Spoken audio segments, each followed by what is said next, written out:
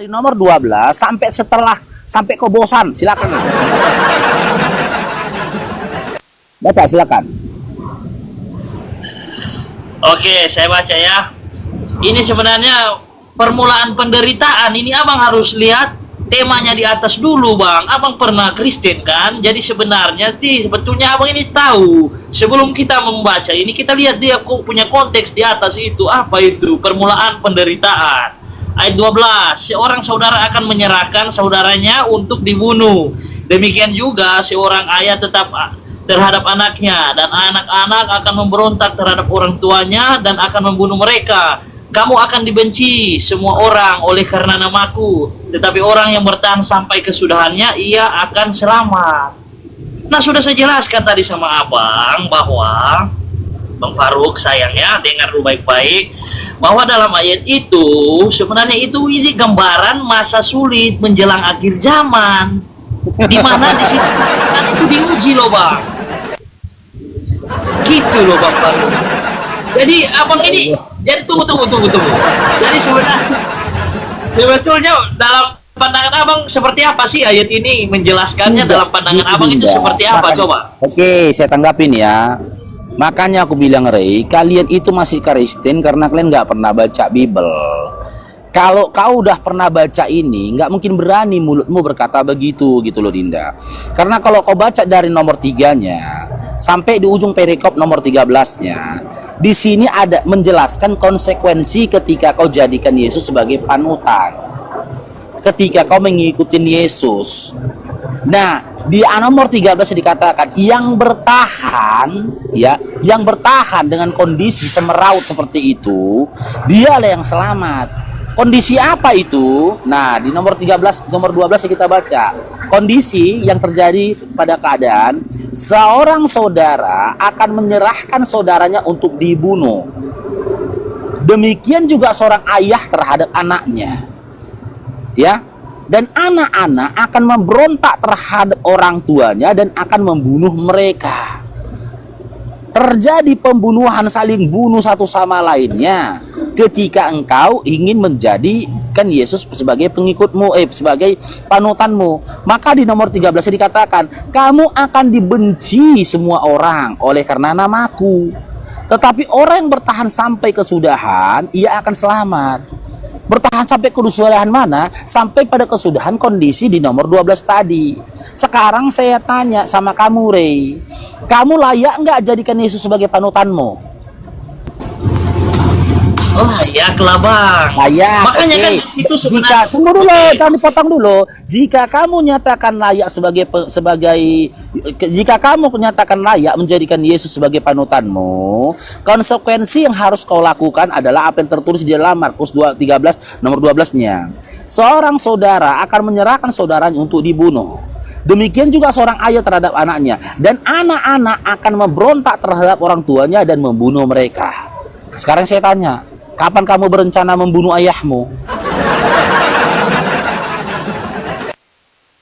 Nah, berarti dalam pandangan ini, abang ini sebenarnya nggak mengerti dalam konteks Alkitab saya ini, dalam terjemahan ini. Bukan saya di sini, bang. Kau aja berupaya iya. Kau berupaya mengelak. Letterlet ini udah tertulis ini. Konsekuensinya kalau kau bertahan ngikut Yesus, itu yang akan harus kau jalani dan kau lakukan, gitu loh. Di sini, bang, coba abang lihat dulu temanya itu, apa itu? Itu sebenarnya itu nasihat, gambaran masa sulit menjelang akhir zaman. Perikopnya itu permulaan dari penderitaan. Makanya ini sampai sekarang ini abang kan benci saya karena nama Yesus, karena saya ini mengklaim Yesus adalah Tuhan saya. Kalau kamu jadikan Yesus, dengar Dinda, kalau kamu jadikan Yesus sebagai panutan, kamu harus merasakan penderitaan yang dikatakan dalam Markus 13 dari nomor 5 sampai dengan nomor 12 tadi. Dan kalau kau bertahan dengan kondisi itu, nomor 13-nya dikatakan kau akan selamat. Makanya aku tanya samamu, Dinda. Nah, kapan kau berencana membunuh ayahmu? Silakan. Bukan begitu, bang. Abang ini cuma berfokus untuk abang, saya sudah tahu arah abang ini setiap berdebat ini diskusi kita ini sudah tahu saya arah abang tujuannya.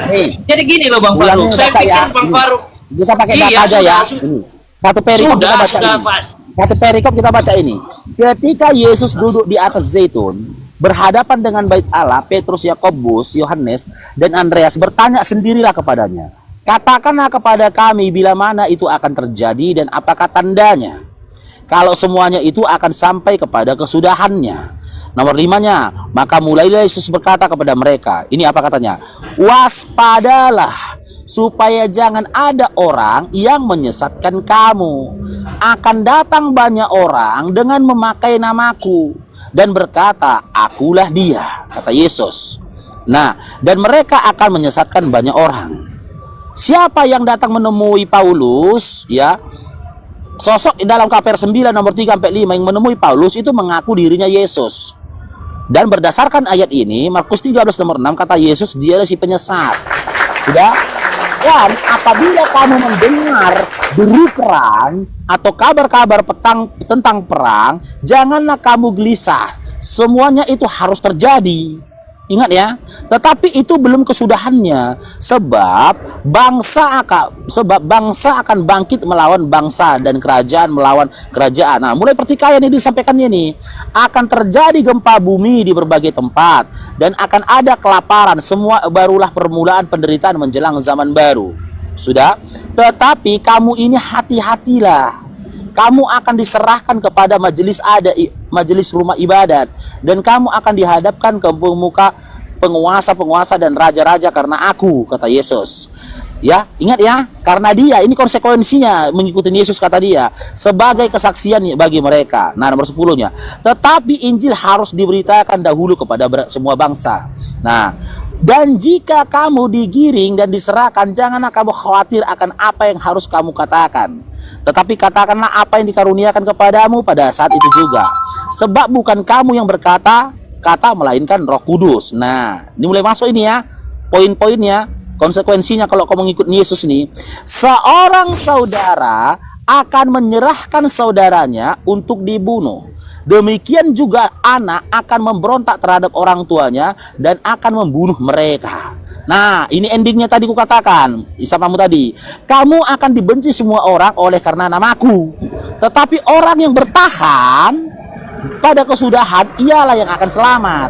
Makanya saya tanya sama kamu, Dinda, ya, saya jelaskan tadi di awal bahwasanya itulah konsekuensi yang kau lakukan, yang kau terima ketika ingin memberitakan Injil dan mengikuti Yesus, di mana kau harus menghadapi pertikaian demi pertikaian. Dan pertikaian paling pelik itu dalam ayat 12 dikatakan, ya, seorang anak akan membunuh mereka. Siapa mereka? Seperti penjelasan di kalimat di atas, orang tuanya. Saya tanya sekarang sama Murray, kalau sudah mengatakan tadi kalau bahwasanya kau itu layak jadikan Yesus sebagai panutan, maka saya tanya sama kamu, kapan kamu punya berencana untuk membunuh ayahmu? Silakan.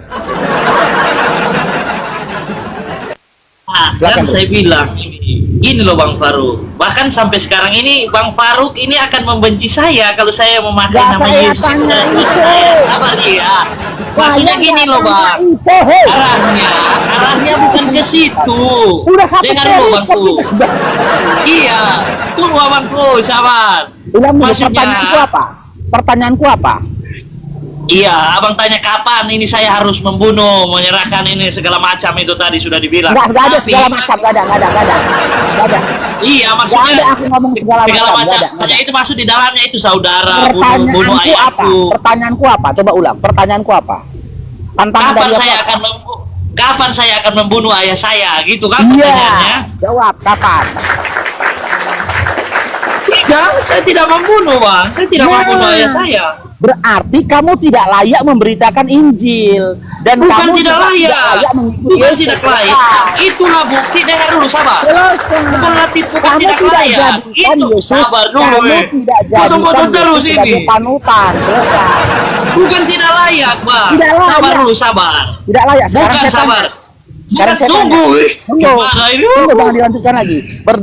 Bukan tidak layak, justru itulah yang diajarkan Yesus, gimana saya untuk bertahan dalam hal itu, gimana nafsu saya untuk bertahan, untuk berpegang teguh dalam Injil kebenaran. Untuk tetap kuat iman saya dalam ketika menghadapi akhir zaman. Dengar dulu. berdasarkan Markus 13, setelah kita baca satu perikop tadi, ya, tanda-tanda si penyesat yang disampaikan oleh Yesus dengan memakai nama dia bukan? Oke, abang ini jadi di sini menurut pandangan abang saya lihat ada dua di sini seolah-olah Yesus. Karena saya tanya sama abang, siapa sih? Ada nggak manusia lain yang memakai nama Yesus di situ? Ada nggak? Sekarang saya giliran saya bertanya, Bang. Apa dari tadi tanya-tanya saya? Biar kita kaji ayat ini tadi di dalam Markus 13-nya tadi, ya, dimulai dari nomor 5-nya kan perkataan Yesus, waspadalah terhadap si penyesat. Itu ada 2 poin nanti nih. Kalau kau ngikuti tanda dari si penyesat dan juga konsekuensi ketika mengikuti Yesus, di ayat berikutnya, ya, di ayat pertamanya dulu nih, disebut di ayat sebelumnya dikatakan tanda-tanda si penyesat yang dikatakan Yesus, dialah yang datang memakai nama Yesus, betul? Ya. Nah, sekarang kita buka siapa yang datang memakai nama Yesus, ya. Kita buka yang tertulis di dalam KPR 9 nomor 3 sampai 5. Nih. Perjanjian Baru kitab apa? KPR 9 nomor 3 sampai 5. Nih ya. Dengan membawa surat itu, berkatalah Saulus berangkatlah Saulus ke Damsik. Ya, ketika dia sudah hampir sampai tiba-tiba cahaya reliang memancar di sekitarnya. Lalu Saulus jatuh ke tanah dan mendengar suara yang berkata, Saulus, Saulus, mengapa kamu menganiaya aku? Saulus bertanya, siapakah engkau, Tuhan? Kata Saulus. Ya, jawabnya, siapakah engkau, Tuhan? Kata dia. Jawabnya, akulah Yesus yang kau aniaya. Nah, gini loh, Bang. Ternyata abang ini standar dulu. Komparasi Ternyata dulu abang ini datanya standar juga. ganda. Abang standar ganda. Nafsu kali kau mau membantah Bibelmu, nanti dulu. Ya. Abang ini standar ganda loh, Bang. Tadi abang bilang itu surat Paulus. Nanti dulu. Giliran abang mau membenarkan dasar abang ambil dalam kisah para rasul. Loh, Dinda, komparasi. Sekarang saya tanya, ya. Di dalam Markus 13 tadi dikatakan waspadalah terhadap si penyesat. Di mana tanda dari si penyesat itu? Dia akan datang memakai nama Yesus. Nah, sementara dalam KPR 9 nomor 3 sampai 5 ada satu sosok yang menemui Paulus memakai nama Yesus. Sekarang saya tanya, di antara dua nama Nabi Muhammad SAW dengan Paulus, siapa yang telah didatangi oleh si penyesat? A. Nabi Muhammad SAW. B. Paulus. Jawab. Janganlah bawa-bawa Nabi Muhammad. Saya nggak mau bahas agama abang. Saya nggak mau bahas agama abang. Saya di dalam konteks Kristen aja. Di dalam KPR 9 nomor 3 sampai 5, ya. Siapa yang datang menemui Paulus? A. Berdasarkan kalau dikorelasikan dengan Markus 13 tadi. A. Si penyesat. B. Si apa? Bukan si penyesat. Si penyesat. Si penyesat. Berarti yang telah menemui Paulus dalam KPR 9 nomor 3 si penyesat bukan? Si penyesat dalam itu. Si penyesat.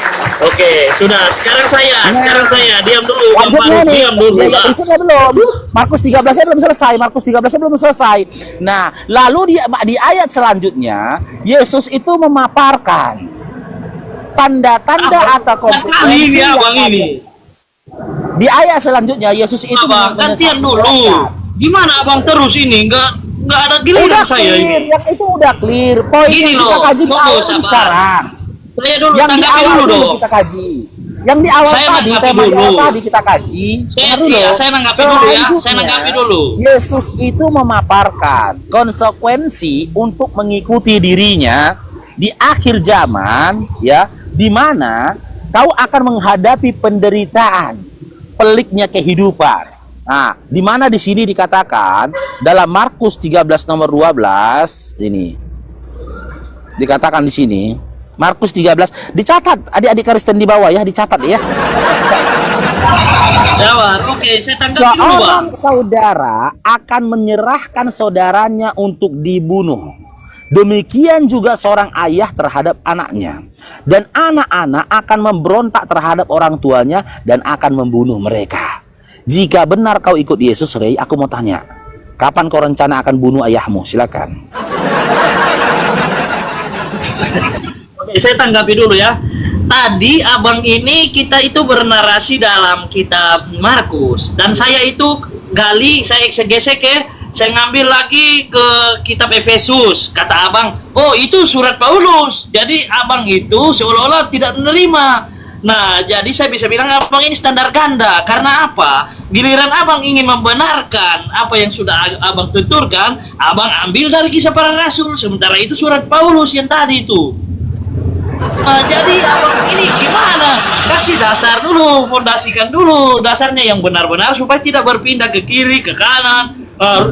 Macam tadi nih barusan. Oh ini mari kita lihat dari kisah para rasul tadi KPR sekian. Nah itu kan surat Paulus di situ. Sementara abang yang awalnya tadi, abang itu menolak kitab itu. Oh itu jangan, ini surat Paulus. Lain lagi ceritanya. Jangan standar ganda lah bang. Ntar saya ambil nasi dulu. Jangan turunin bang. Saya jauh dari perangkat ya. Saya ambil nasi dulu bang Faruk. Ambil nasi ya. Pagi. Oke, Nopita, selamat bergabung Islam Karistin. Selamat pagi, saya Kristen. Oke, mau berdiskusi kita Dinda? Iya, saya mau Oke. lanjutin yang tadi. Oke, silakan Dinda. Yang mana mau kamu lanjutin? KPR 9 atau Markus 13? Kata Bang Faruk kan ketika Paulus bertemu dengan Mesias, Yesus itu kan berarti Yesus yang dijumpai Paulus itu Yesus palsu. Penyesat. Si Rey yang bilang ya. Si Rey yang bilang, bukan aku ya. Si Rey tadi yang sudah mengakuinya. Bukan nggak? Benar nggak teman-teman? Benar nggak teman-teman? Si Rey tadi mengatakan. Selama ini kamu juga kan mengatakan demikian. Begini Bang Faruk, kalau memang yang menjumpai Paulus itu penyesat, Paulus akan menjadi orang yang melakukan kejahatan. Tetapi ketika dia bertemu dengan cahaya itu, dia jadi bertobat. Dia tidak mau membunuh lagi. Bahkan dia tidak menikah, tidak menikahi banyak orang, tidak melakukan perang, dan lain sebagainya. Oke, saya tanggapin ya. Oke. Tolak ukur dari sebuah kejahatan di pandangan sinopia ini ya adalah dengan perlakuan seperti itu, pembunuhan dan bla bla yang lainnya. Sementara dalam pandangan Yesus tidak seperti itu, Novia. Kejahatan itu dianggap Yesus sebuah kejahatan ketika kau memberikan pengajaran-pengajaran kepada orang kalau Yesus itu Tuhan. Kau bernubuat dengan nama Yesus.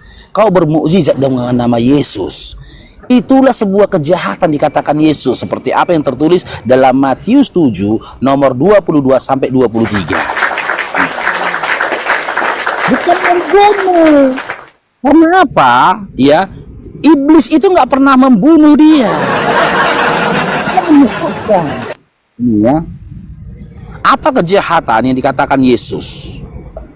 Nomor 2 Matius 7 nomor 22 sampai 23. Nanti setelah ini seperti biasa ya Dinda Novia dibantah Bibelnya ya. Pada hari terakhir, ini kubalikkan aja biar dibilang jangan ngarang aku ya. Nih. Pada hari terakhir banyak orang akan berseru kepadaku, kok gelap ya? Nah, berseru kepadaku, Tuhan, Tuhan, bukankah kami bernubuat demi namamu? Dan mengusir setan demi namamu dan mengadakan banyak mukjizat demi namamu juga. Apa kata Yesus? Pada waktu itulah aku akan berterus terang kepada mereka dan berkata, aku tidak pernah mengenal kamu. Enyahlah daripadaku engkau sekalian pembuat kejahatan. Jedel. Selamat datang di kebenaran. Menurut Yesus, apakah ayatnya di situ? Dengar dulu, bentar, sedikit lagi. Menurut Yesus, perbuatan kejahatan itu bukan karena kau membunuh, bukan. Ketika kau panggil Yesus Tuhan, bernubuat dengan nama Yesus dan juga bermukjizat dengan nama Yesus. Nah, lalu kita komparasikan di dalam Lukas 21 nomor 8 untuk mengkaji tentang apa yang dialami oleh Paulus. Ini jawabnya, waspadalah supaya kamu jangan disesatkan, kata Yesus, sebab banyak orang akan datang memakai namaku dan berkata akulah dia, dan saatnya sudah dekat, janganlah kamu mengikuti mereka. Kalau ada satu sosok yang datang menemui siapapun, mengaku-ngaku dirinya Yesus, bahkan dia menyatakan dirinya adalah Yesus, kata Yesus, dia si penyesat dan jangan kau ikuti. Lalu dalam KPR 9 nomor 3 sampai 5, ini Bible kalian semua loh. Nih, dalam KPR 9 nomor 3 sampai 5, ini apa yang terjadi? Dengan membawa surat itu berangkatlah Saulus ke Damsyik. Ketika dia sudah hampir sampai, tiba-tiba cahaya dari langit memancar di sekelilingnya. Lalu Saulus jatuh ke tanah dan mendengar suara berkata, Saulus, Saulus, mengapa kamu menganiaya aku? Saulus bertanya, siapakah engkau? Tuhan, kata Saulus. Jedel. Ini, siapakah engkau Tuhan, kata Paulus. Sementara dalam Matius 7 nomor 22 sampai 23 kata Yesus, yang memanggil dia Tuhan itu sebuah kejahatan. Itu kejahatan, si pembuat kejahatan. Sudah ketahuan ya, kejahatan pertama yang dilakukan oleh Paulus dengan memanggil sosok itu adalah Tuhan. Jedel, selamat datang di kebenaran. Lalu jawab Tuhan itu, akulah Yesus yang kamu aniaya itu. Sosok itu datang menemui Paulus, mengaku-ngaku dirinya Yesus. Sementara kata Yesus dalam Lukas 21 nomor 8, di dalam Markus 13, ya, yang datang menemui Paulus, yang datang menemui siapapun, yang mengaku-ngaku dirinya Yesus, bahkan memakai nama Yesus, dialah si penyesat. Dialah si penyesat yang dikatakan Yesus. Begitu loh. Bahkan Yesus melarang. Dalam Markus 13 dikatakan dalam Lukas 21 nomor 8 dikatakan Yesus, jangan kau ikuti. Sekarang saya tanya Novia, kamu ngikutin Yesus enggak? Kamu ngikutin Paulus enggak?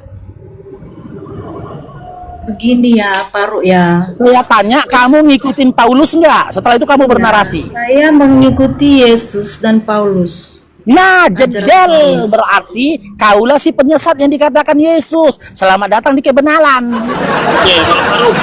Begini, sebenarnya Diam dulu, gantian lah, Re. Udah tahu kan, tadi. kamu membaca Alkitab itu dan menafsirkan seenak kepalamu. Saya tidak Padahal betul sekali. ada kronologinya, ada Saya membaca. peristiwanya, ada maknanya di situ, ada konteksnya. Kau kan membuturkan ayat demi ayat karena kau tidak menemukan kesalahan sedikit pun kepada Paulus. Bahkan kalau menurut saya, Paulus lebih mulia dari nabimu. Begitu, jangan menafsirkan ayat demi ayat padahal kau tidak mengerti konteksnya. Kau bilang Matius 7 kau hubungkan dengan Paulus yang bertemu dengan Yesus. Itu kan nggak ada hubungan. nah, itu dia, betul sekali. Diam dulu, Re. Iya, kamu cocok-cocok mau lagi. Kerjaanmu cuma cocok-cocok aja. Boleh gantian, Kamu Dinda? Cocok-cocok. Boleh gantian? Boleh Bentar, gantian? Saya belum menjawab. Kan tadi saya diam. Nah, di Matius 7 itu kan nubuat kepada nabi-nabi Paulus bahwasanya ada banyak orang, memang tidak dipungkiri, ada banyak orang yang bernubuat memakai nama Yesus demi kepentingan mereka sendiri, demi duit, demi tahta atau wanita. Itu yang ditolak oleh Yesus. Tapi kan di ayatnya tidak dikatakan bahwa semua yang menyembah aku atau semua yang mengaku Yesus Tuhan akan dibinasakan, tidak begitu. Ada orang yang akan memanggil Tuhan Tuhan. Dari mulut mereka memanggil Yesus Tuhan, tetapi perbuatan mereka tidak sesuai dengan kebenaran firman Tuhan. Tidak ada hubungannya ketika Paulus bertemu dengan Yesus berupa cahaya. Kau hanya mencocok-cocokkan karena kau tidak menemukan sedikit pun kesalahan pada Alkitab dan pada Yesus. Kamu mengkambing hitamkan Paulus karena ketika karena begini, di Al-Quran itu sudah tercatat kan Yesus tidak disalibkan. Artinya untuk membenarkan kalian mengkambingkan hitamkan Paulus. Begitu Bang Faru. Ya. Oke. Ya, Saya tambah dulu, Bang. Sabar, saya tambah dulu sedikit soalnya saya nanti kau tadi suruh ngomong, kau saya bikin ngambil tadi dalam Matius dulu. tahu. Kau nanti masuk. Tanggapi dulu Matius. Nanti kau tanggapin. Dia Kristen, ngapain kau tanggapi perkataan dia yang ayah Bang? Oke. Karena kami berganti. Oke, lanjut. Yang dulu lah Rey. Teman-teman sudah menyaksikan betapa kuatnya si Novia ini ya dengan doktrinnya, bukan dengan imannya. Karena apa? Tolak ukur iman itu seharusnya adalah kitab yang dikatakan suci tadi, kitab sucinya. Tapi lisannya berkata-kata itu mengangkangi Bibelnya. Di dalam Matius 7 tidak ada narasi di mana Yesus mengatakan yang memakai namaku itu mengambil keuntungan, perihal tentang harta, jabatan, juga wanita. Tidak ada. Kalau dibundurkan ke belakang dalam Matius 7 nomor 15, jelas si penyesat yang dikatakan Yesus. Siapa ciri pertama dari nabi palsu yang dikatakan Yesus? Yang datang menyamar sebagai domba, padahal dia serigala. Sekarang saya tanya, dari antara Islam sama Kristen, siapa yang menyamar sebagai domba? Kristen. Kalian selalu mengumpamakan diri kalian adalah domba-domba anak Allah. Bang Faruk, Nabi, saya tanggapi dulu abang ya. diam dulu. Sementara Nabi kami Nabi Muhammad SAW tidak pernah mengajarkan kepada kami untuk kami menyamar sebagai domba. Kalianlah yang menyamar sebagai domba. Kalian mengumpamakan diri kalian dengan domba. Dan Pauluslah yang mengumpamakan diri kalian dengan domba. Saya tidak pernah mencocok-cocokkan antara kitab yang satu dengan kitab yang lainnya di dalam Biblemu. Literally Biblemu mengatakan, sekarang saya tanya sama Dinda Novia. Dengarkan abangnya Dinda, abangmu yang ganteng ini. Dengarkan ini. Di dalam Lukas 21 nomor 8 dan Markus 13, Yesus mengatakan waspada terhadap si penyesat, di mana ciri dan tanda dari si penyesat, dia akan datang menemui kamu, memakai namaku, bahkan mengaku-ngaku akulah dia. Sementara dalam KPR 9 nomor 5 ada satu sosok cahaya yang mengaku-ngaku dirinya adalah Yesus. Yang mengaku-ngaku dirinya adalah Yesus. Berdasarkan Lukas 21 nomor 8, Markus 13 nomor 5 sampai seterusnya tadi, bukankah dia si penyesat yang dikatakan Yesus? Novia? Bang Faruk, sabar ya, saya tanggapi abang dulu di Matius itu. Nanti Matius dulu 7 kau. tadi. Soalnya Nanti abang blunder, tidak nanti nyambung kalau dalam masuk konteks ayat blunder. ini. Nanti kau masuk kau jadi blunder. Bukan, sabar dulu saya tanggapi. Nanti Maksud dulu. dalam ayat itu, ya abang dengar dulu, saya kasih tahu sama Blunder abang biar nanti abang juga kalau kau punya masuk. tahu. Nanti dulu Dinda, sabar. Banyak nanti waktumu. Kita hadapin dulu. Ya domba betina ini ya. Dipotong-potong terus. Faruk doang yang ngomong. Novia, tanda si penyesat yang disampaikan Yesus dalam Lukas 21 nomor 8, Markus 13 nomor 5 sampai seterusnya, memakai nama Yesus dan mengaku-ngaku Yesus bukan? Novia, Dinda Novia, jangan berak celana dulu lah kau.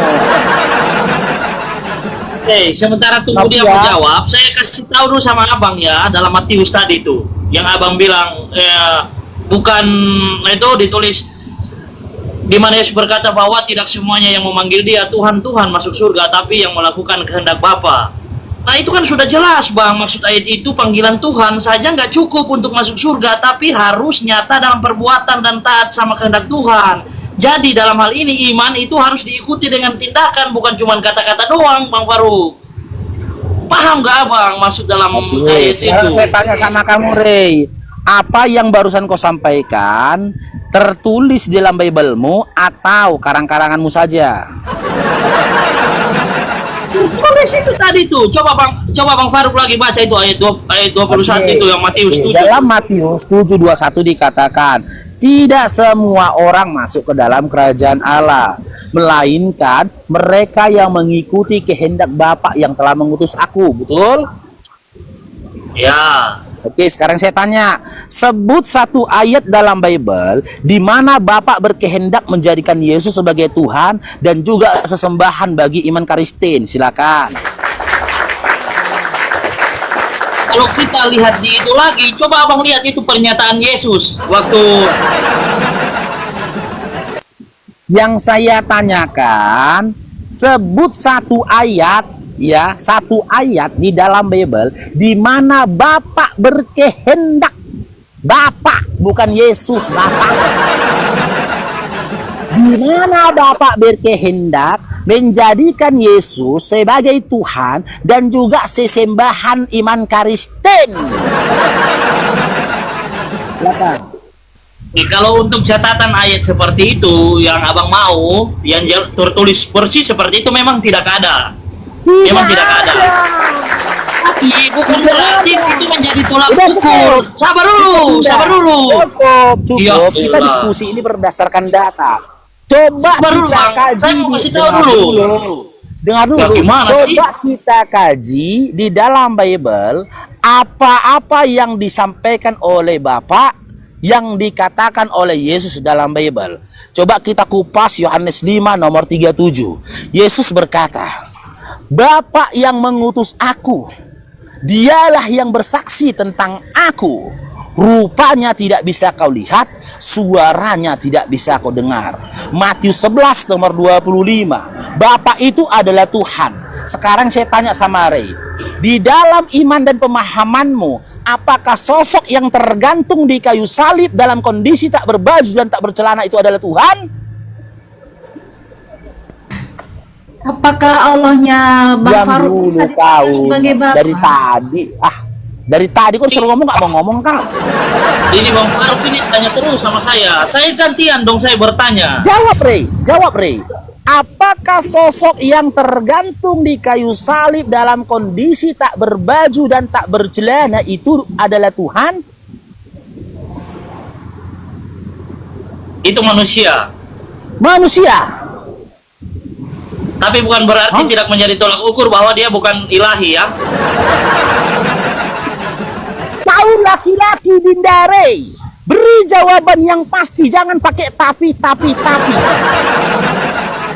Nah, Oke, laki-laki secara Nggak jasmani, Dengar dulu. secara jasmani dia manusia. Dengar dulu Dinda, Tuhan tidak berjasmani Dinda. Jangan marah kau. Bang, saya dulu bertanya sama abang. Saya dulu bertanya. Abang tadi bertanya. Bilangan dengar Dinda Re, kau biar pinter kau. Kau kalau diskusi sama Babang Faruk, kau bisa jadi pendeta lu. Jadi master Bible kau lu. Betul kau bilang, jadi pendeta kau. Banyak Tunggu. kau tentang Bible gitu loh. Cair kau nanti Ya, pertuduhan. Kau izinkan saya bertanya dulu sama abang. Abang dari tadi bertanya sama saya. Sekarang saya mau biar bertanya. pinter kau Dinda, dengar dulu Ray. Matius 7 nomor 21. Apa kata Yesus? Kuulang lagi nih jadinya gara-gara kau ya. Biar memori otakmu itu mudah mengingatnya lagi. Tidak semua orang yang memanggil aku Tuhan, yang memanggil Tuhan masuk ke dalam kerajaan Allah. Tetapi mereka yang mengikuti kehendak Bapa yang telah mengutus aku. Kutanya tadi samamu, adakah ayat dalam Bible ya di mana Bapak memberikan pengajaran untuk menjadikan Yesus? Gak ada kan? Oke, gak ada. Coba kita kaji apa hal yang diinginkan Bapak yang disampaikan melalui lisan Yesus. Yohanes 5:37. Yesus berkata, Bapak yang telah mengutus aku, dialah yang bersaksi tentang aku, rupanya tidak bisa kau lihat, suaranya tidak bisa kau dengar. Matius 11:25. Bapak itu adalah Tuhan. Tidak bisa dilihat dan tidak bisa didengar suaranya. Sekarang saya tanya, berdasarkan Markus 15, kisah tentang penangkapan dan penyaliban Yesus, saya tanya ke kamu, sosok yang disalibkan, tak berbaju dan tak berjelana di atas bukit Golgota itu, dalam imanmu dan pemahamanmu, apakah dia Tuhan? Jawab Dindari. Jawab Dindari. Apa? Setelah saya jawab, saya bertanya ya. Iya, jawab. Tuhan bukan? Ya itu saya mau kembali lagi nanti kita ini bang. Jawab, Tuhan atau bukan? Kamu laki-laki, jawab dan berikan jawaban yang tegas. Hah? Oke, Tuhan.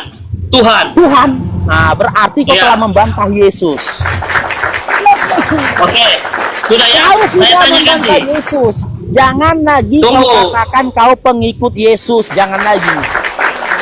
Saya tanya, sudah bantah. sekarang saya tanya sama abang. Dan Kak, dengar dulu sedikit lagi aku. Dan kamu Ini dengar dulu terus. Saya nggak ada kesempatan mau berbicara. Gimana kita diskusi ini? Dikatakan oleh Yesus. Berilah Kalian kesempatan penyesat sama orang dari lain sebuah untuk kejahatan berbicara. yang dikatakan oleh Yesus. Karena apa? Karena kau membantah perkataan Yesus. Yesus sudah mengatakan dalam Yohanes 5:37, dikomparasikan dengan Matius 11:25. Tuhan Gimana? itu Bisa tidak gantian terlihat. nggak berbicara? Bisa Suaranya gantian tidak nggak? terdengar. Tapi Ya kau elah. mengerti dan memahami Gimana ini sosok yang diskusi kita tergantung ini, di kayu Pak? salib itu adalah Tuhan. Jadi jangan lagi kau Nah, bahas kalau kau pengikut ini Yesus. seolah-olah cuma Bang Faruk sendiri yang ada di dalam ini, Ruh. Gimana sih dari tadi bernarasi sudah habis-habisnya? Sudah selesai, kamu bukan pengikut Yesus, habis. Nggak ada, nggak takut kan kalau saya bertanya, nggak ada kesempatan saya dari tadi mau ngomong. Ruh. Silakan kamu bertanya, Dinda. Yang jelas kita udah ambil kesimpulan kau bukan pengikut Yesus, selesai. Itu abang sudah berkesimpulan menurut pandangan abang. Tidak, menurut jawabanmu. janganlah begitu. Jawabanmu, silakan. Sekarang saya tanya sama abang. Abang itu dari tadi itu ngotot siapa aku adalah dia. Yang mau memakai nama akulah dia. Sekarang saya tanya sama abang, ada nggak orang Kristen yang menyembah, yang mengikut Yesus selain Yesus yang kita bahas dalam kitab Injil itu? Ada nggak Yesus yang lain di dalam kitab kami orang Kristen? Sehingga Ada. abang bersikeras tadi bahwa akulah dia. Betul. Oke, saya kita Seolah-olah kaji Yesus ya. ada dua. Jadi Oke, saya saya tanya, jawab. berikan, Oke. tunggu sabar. Berikan ayat yang mencatat bila mana Yesus itu bukan cuma yang disalib itu, ada Yesus yang lain juga. Berikan Oke. ayatnya sedetail mungkin. Oke. Silakan. Iya. Ini datanya ya. Pegangan Rey ya. Silakan cari Pertanyaan datanya. yang pintar. Silakan. Pertanyaan yang Yang baik, tertulis Oke. Kita kaji ke Yesus anak Maria dulu ya. Lukas 1 nomor 31. Ya. Ada berapa Yesus di dalam Bible? Kita kaji dari Yesus anaknya Maria. Lukas 1:31. Engkau ketika malaikat datang menghampiri dia, engkau akan mengandung dan melahirkan seorang anak laki-laki, dan hendaklah engkau namai dia Yesus. Yang pertama, Yesus anaknya Maria. Sekarang saya tanya kepada Rey, kalau kamu memang memiliki pemahaman Bible, sosok Yesus yang ditemui oleh Yohanes di Pulau Patmos yang dituliskan dalam kitab Wahyu, apakah Yesus anaknya Maria? Jawab dulu Rey, setelah itu kurang lanjutkan narasiku. Apakah Yesus anaknya Maria? Jawab dulu pertanyaan saya tadi. Jawab dulu. Gimana ini saya bertanya kok belum dijawab, langsung tanya saya lagi. Saya punya jawaban. Saya tanya sama abang. Jawab dulu. Di dalam Bible-mu, jika Yesus dalam saya Bible-mu sudah tebak, nggak bisa jawab abang. Saya jawab ini Dinda, jika memang Yesus dalam Bible-mu Silakan, adalah kalau satu, begitu silakan dijawab dulu. Silakan dijawab, tidak usah bertanya lagi kepada saya. Kan saya sudah jelas pertanyaan saya. Istri dan anak-anak mau bang daun. Rey, sekarang saya tanya, ya. Jangan Tadi sekarang kau- saya tanya abang dulu jawab dulu Masa jawab. Bagaimana aku menjawab sementara aku tidak mendengarkan pendapatmu, nggak boleh. Bukan, Nggak bukan boleh. tidak mendengarkan bang. Saya kan sudah abang kan bilang gini. Oke, saya kasih itu lagi lah ya. Apa Sekarang namanya? gini, Rey. Abang kan tadi. Rey, kerjasamamu Iya. dulu nih, Rey. Apakah sosok Yesus yang ditemui Yohanes di Pulau Patmos adalah Yesus anaknya Maria? Bagaimana pertanyaannya? Makanya kau dengar aku ngomong. Apakah Ada sosok orang tadi. Apakah sosok Yesus yang ditemui Yohanes di Pulau Patmos yang tertulis dalam kitab Wahyu adalah Yesus anaknya Maria? Di dalam kitab apa itu? Coba saya lihat dulu. Loh, kau pun nggak tahu Bible teman. Bukan nggak tahu Bibel. Bukan nggak tahu Bibel, bang. Saya harus pastikan dulu ayatnya itu. Nah ini dia kan. Jadi Dinda, Rey. bukan nggak tahu Bibel, saya Kitab harus dulu Wahyu. pastikan dulu ayatnya itu di Kitab mana. Wahyu dimulai dari Wahyu 1 dan Wahyu lain seterusnya. Itu mengisahkan tentang penglihatan atau mimpi Yohanes di Pulau Patmos ketika dia bertemu sama Yesus. Dituliskan dalam kitab Wahyu. Cuman aku tidak mau mengintervensi jawaban dan juga pemikiranmu. Makanya aku bilang tadi, kau tahu Bible enggak? Kalau memang kau tahu Bible, kau akan mengatakan Yesus Ya sudah, jangan kemana-mana dulu, jawab dulu pertanyaan ini saya. aku jawab, maka kau diam. Yesus Nggak jawab dari tadi, ini saya saya tunggu jawab. loh, Bang. Nggak Yesus jawab. yang ditemui oleh Yohanes di Pulau Patmos, apakah sama dengan Yesus anaknya Maria? Iya. Oke, sama ya. Sama. Sekarang saya kasih kamu data ya. Dengar. Biar pinter kau, Rey. Jawab dulu, Bang. Gimana kasih data? Ini aku jawab. Jawaban. Ini aku jawab Jawab dengan data. dulu. Ini aku jawab dengan Jangan. data. Mana ya kau? Ini. Ya, pertanyaan Ini. saya kan begini. Iya ini. Ya. Ulang pertanyaanmu. Aku masih ingat pertanyaanmu. Apakah di dalam Bible ada dua atau lebih dari sosok, ada dua atau lebih sosok Yesus? Itu pertanyaanmu kan? Iya. Iya kan? Iya. Ku jawab Ya. lebih dari satu sosok Yesus di dalam Bible. Dan kalian nggak pernah menyembah Yesus anaknya Maria. Apa datanya? Ini dia. Wahyu 19 nomor 6. Apa isinya? Dan pada jubahnya dan pahanya tertulis satu nama, yaitu Raja segala raja dan Tuan di atas segala tuan. Sekarang saya tanya kepada kamu. Tunjuk satu data dalam Bible bahwasanya Yesus anak Maria punya tato di pahanya raja di atas segala raja. Silakan. Nah, pertanyaan saya belum dijawab. Tidak saya temukan jawaban saya. Abang tidak menjawab pertanyaan saya dari tadi. Saya tanya. Saya tanya sama abang. Yesus Bukan itu. Abang ini. satu Abang Yesus ini yang nggak menggiring bertato, opini saja, satu Yesus yang sehingga- bertato di pahanya. Ngaco juga abang ini. Jangan gitu loh. Sekarang Bang. saya tanya. Gini loh. Sekarang Abang sekarang nggak saya menjawab tanya. pertanyaan saya. Saya Jadi kan sudah seolah-olah jawab. tadi tuh gini loh. Seolah-olah abang ini mengklaim bahwa kita ini menyembah Yesus yang tertulis akulah dia. Sebab ada yang memakai nama akulah dia. Akulah dia. Saya tanya sama abang, ada nggak yang menjadi dasar dalam ayat Alkitab yang tertulis, oh orang Kristen itu menyembah bukan Yesus yang ini, tapi Yesus yang berkata akulah dia yang lain. Ada nggak? Coba kalau ada kasih ayatnya yang Oke, tertulis saya jawab lagi seperti ya. itu. Mungkin kau tadi nggak Jawab dengar lagi, Dinda. jangan bertanya. Jangan Jawab bertanya ya, lagi. jawab. Ini saya Ya, jawab silakan. lagi. Mungkin kau tadi nggak mendengar. Silakan. Saya sudah bilang, sosok Yesus di dalam Bible itu lebih dari satu. Saya kasih kamu data dan juga buktinya. Yang pertama, sosok Yesus anaknya Maria. Tertulis dalam Lukas 1 nomor 31. Engkau akan mengandung seorang anak laki-laki. Engkau akan mengandung dan melahirkan seorang anak laki-laki, dan hendaklah kau namai dia Yesus. Itu Yesus yang pertama. Yesus anaknya Maria. Sekarang ku kaji sama kau tadi, ku berikan kepada kamu sosok Yesus yang kedua. Siapa sosok Yesus yang kedua? Yang di pahanya ada tulisan Raja di atas segala raja. Wahyu 19 nomor 16. Kalau mau kau samakan antara Yesus yang punya tulisan di pahanya Raja di atas segala raja dengan Yesus anaknya Maria, coba kau kasih satu ayat di mana Yesus anak Maria punya tato di pahanya bertuliskan Raja di atas segala raja. Kalau tidak ada, dengar dulu, kau kan mau jawaban. Kalau tidak ada, ya berarti fix ya, Yesus di dalam Bible kau itu ada dua. Tapi tunggu dulu, ada yang ketiga nanti mau kubahas sama kau. Ada Yesus yang ketiga, jangankan 2, 3, 5 aku kasih sama kau, 5 Yesus. Coba bingung Jadi kau. dalam Tapi Oke, Kemana jadi ya, dalam narasi Bang Faruk ini sebetulnya ya, dalam narasi Bang Faruk ini tidak menunjukkan bahwa Yesus yang dalam perjanjian baru adalah Yesus yang berbeda. Ini mau ku Bang jawab, Faruk belum bro. tahu, sabar. Belum jawab loh.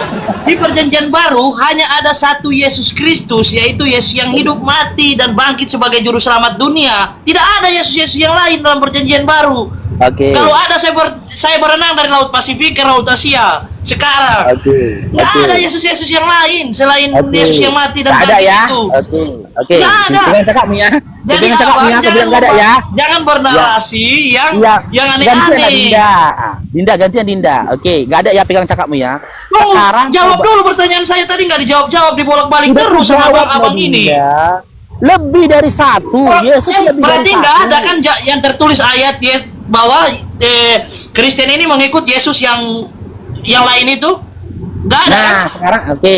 Saya jawab ya. Dari Ya. tadi aku udah bilang, Rey, kalian itu tidak pernah menyembah Yesus anak Maria. Nggak pernah. Karena apa? Yang kalian sembah adalah Yesus yang di pahanya ada tulisan raja di atas segala raja.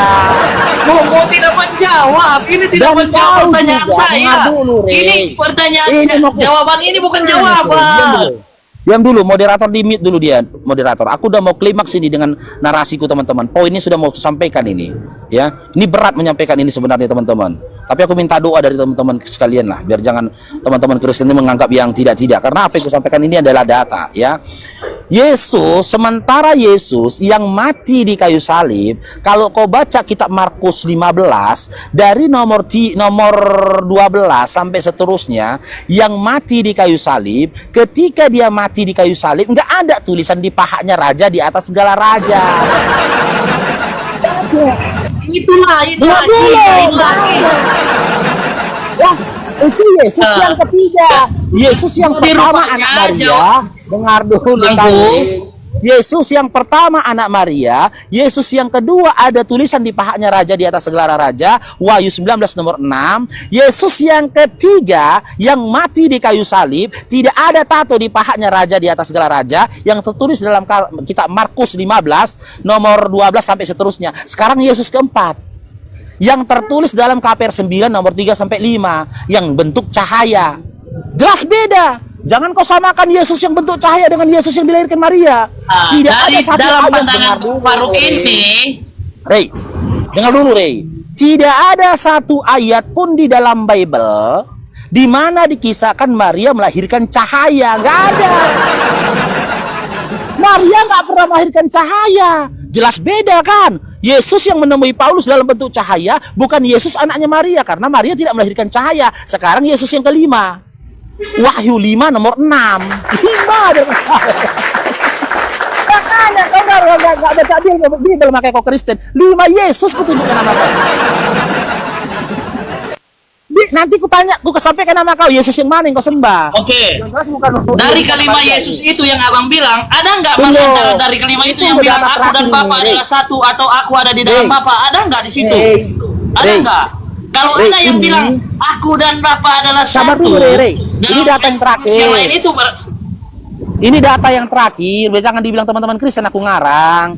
Saya debater Silakan. profesional loh. Saya berbicara pakai data. Nggak boleh, kami apologet Islam Indonesia tidak boleh berbicara tanpa data. Nggak boleh kami. bukan pakai data tapi abang standar ganda loh. Maka aku melihat di tengah-tengah tahta dan keempat makhluk itu, dan di tengah-tengah tua-tua itu berdiri seekor anak domba seperti telah disembelih, bertanduk 7 dan bermata 7. Itulah ketujuh roh Allah yang diutus ke seluruh bumi. Sekarang saya tanya, sebut satu ayat di mana Maria pernah melahirkan seekor domba yang bermata 7 bertanduk 7. Sebutkan. Nggak ada kan? Pernah kau Maria melahirkan seekor domba yang bermata 7 bertanduk 7? Nggak pernah. Berarti ini bukan Yesus anaknya Maria. Bukan Yesus anak Maria. Sekarang ini lagi. Ya, pegangan Korei. Yesus yang ke-6. Yesus yang ke-6. Pegangan kau, Yesus ke-6. Ya, kita buka lagi dalam Wahyu. Ya, 19 nomor 7. Banyak biar kau tahu Yesus itu banyak. Nih. Jeder. Marilah kita bersukacita dan bersorak-sorai dan memuliakan Dia, karena hari perkawinan anak domba telah tiba dan pengantinnya telah siap sedia.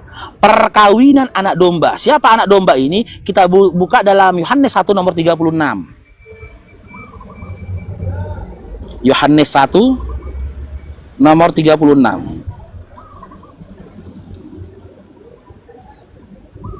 Bentar ya. Agak ngelik ini, Rey.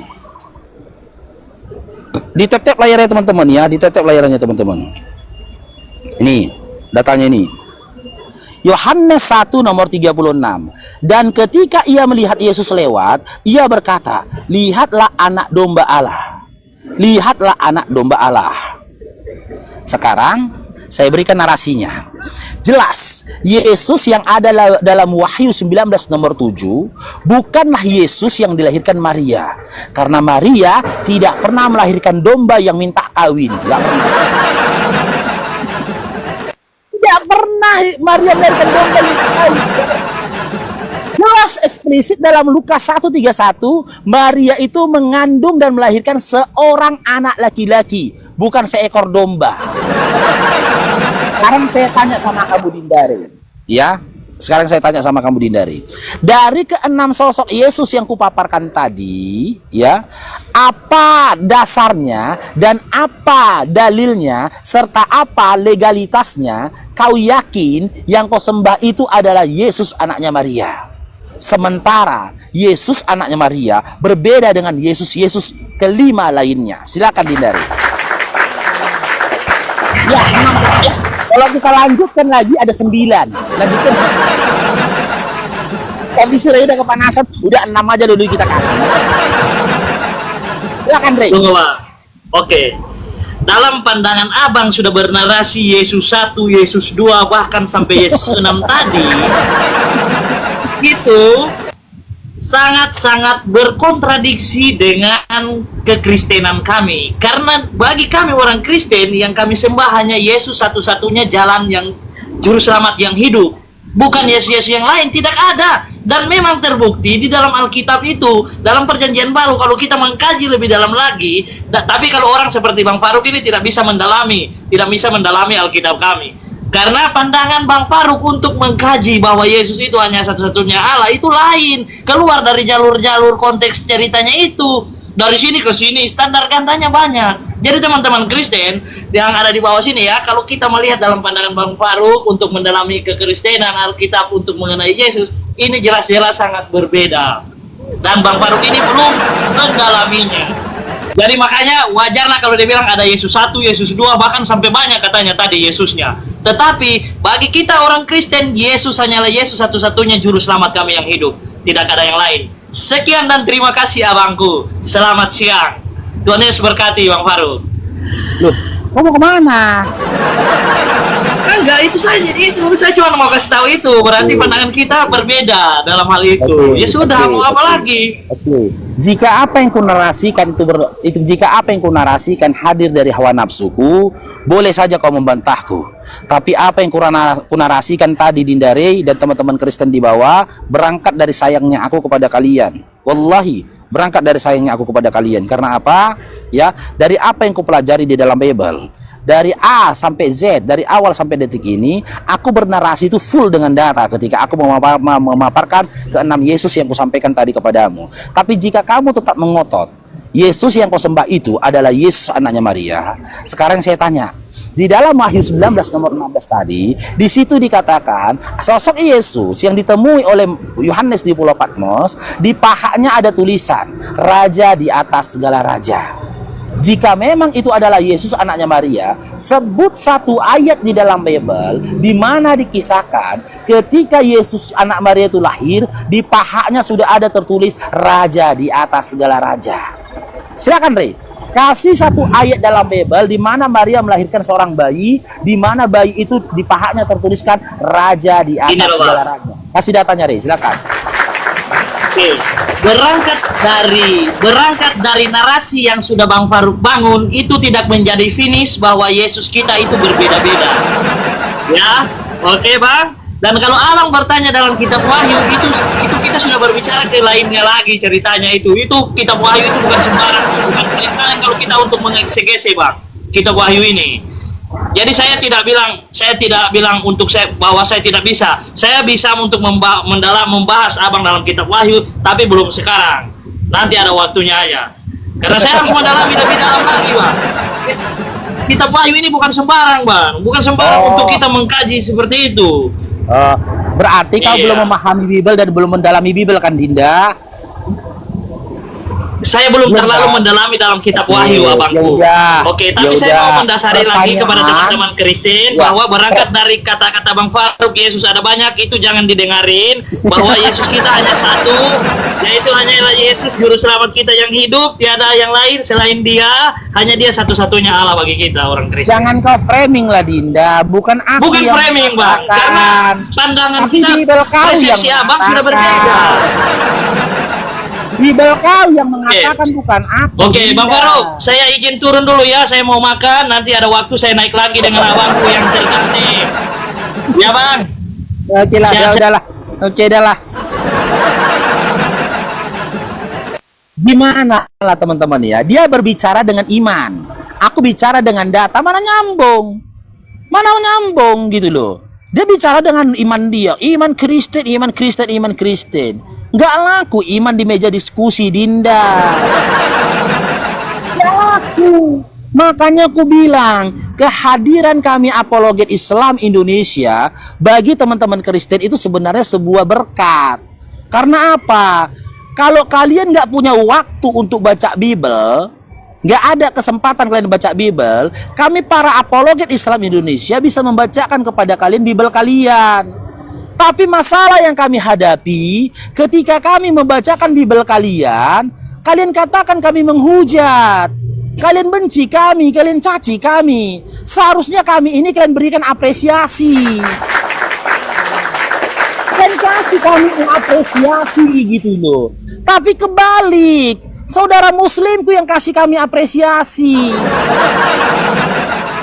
Ketika kami membaca Bible ya dengan tujuan untuk meluruskan kalian, satu titik, satu koma pun ketika kami baca Bible kalian nggak ada yang kami kurangi, nggak ada yang kami tambahin. Bahkan kami nggak berani menafsirkan, nggak boleh menafsirkan kitab orang lain. Kami hanya mengkomparasi antara, contoh tadi kitab Wahyu 19 nomor 6 dikomparasi dengan Lukas 1:31. Di dalam dunia dialektika, ya ilmu komparasi itu perlu dilakukan. Untuk apa? Membangun akal. Untuk membuktikan orang yang menjadi lawan bicara kita ini, akalnya sudah cukup mampu untuk diajak berdiskusi. Harus kuat akalnya, harus kuat ingatannya. Karena akan ada banyak data yang akan kita keluarkan, kita sampaikan. Harus nyambung kalian. Kalian pikir enak jadi debater di sini? Enak kalian pikir?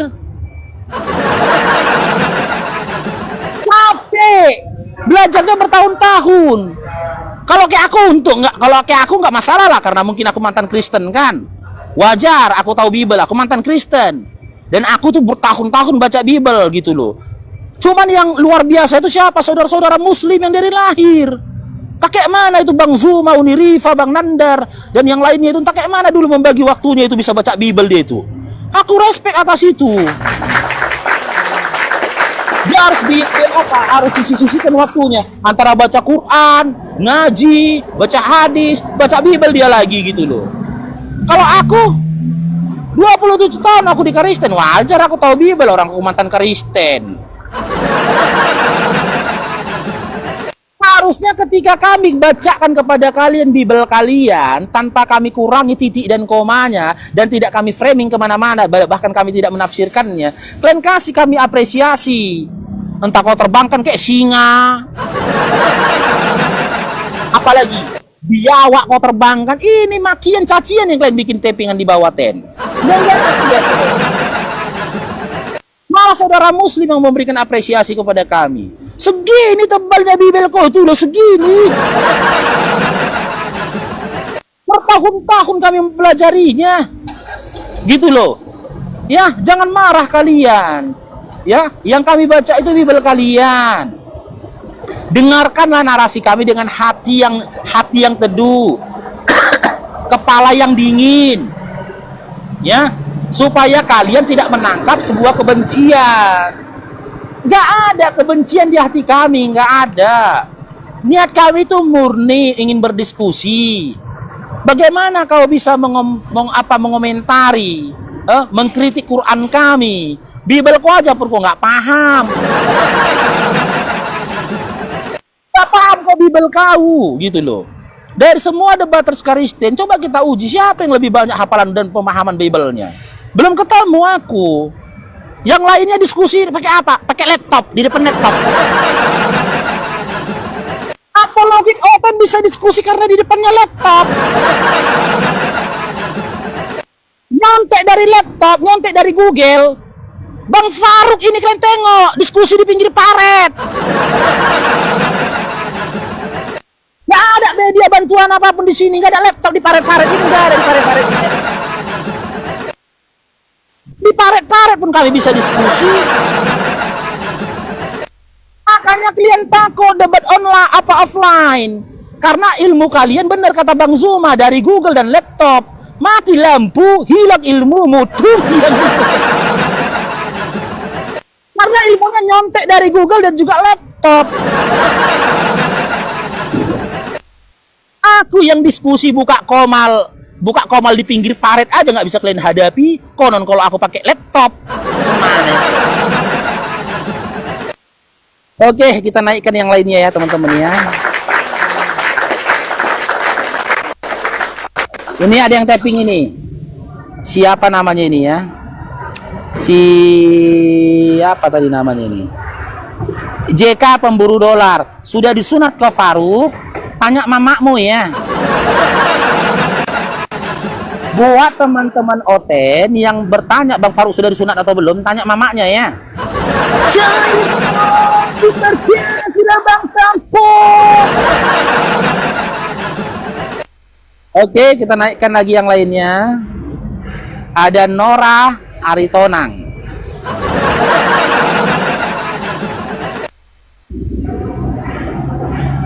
Halo Nora Aritonang, selamat bergabung. Islam Kristen.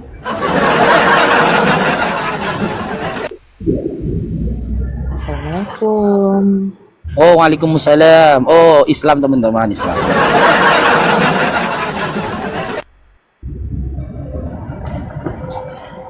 Silakan itu, kalau mas sekali suaramu. Aku belum kasih makan gondrong.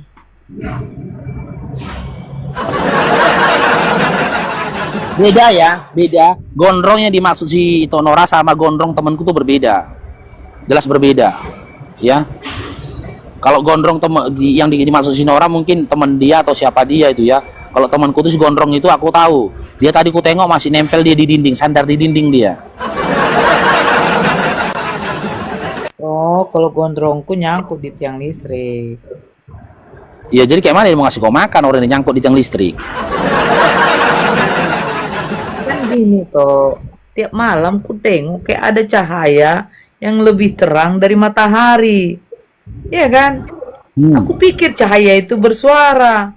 Ternyata gondrongku tersengat. Tersengat gondrongku. Jadi aku lihat ada suatu cahaya keluar aku.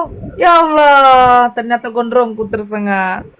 Aku nunggu suaranya, mana tahu dia bilang, "Mengapa engkau aniaya aku?" gitu kan? Ternyata enggak bisa lagi dia ngomong apa-apa. Dia cuma bilang aku tidak dapat berbuat apa-apa dari diriku sendiri. Itu aja dia bilang itu. Sampai sekarang Dia nggak teriak, dia nggak teriak Eli gitu, nggak teriak. Enggak, soalnya Eli udah pergi. Oh, kalau temanku ini teriaknya Eli, kalau dia nangis Eli katanya. Elinya udah pergi.